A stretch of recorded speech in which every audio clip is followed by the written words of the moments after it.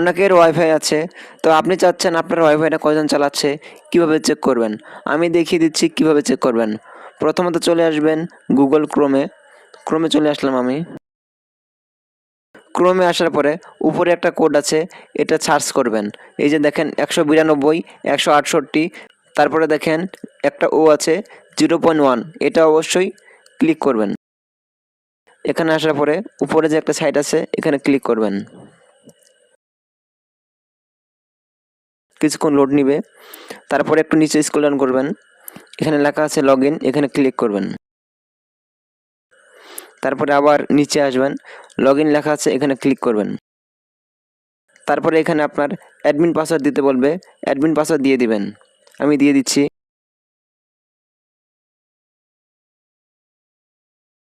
তারপরে লগ ইনে চাপ দিবেন।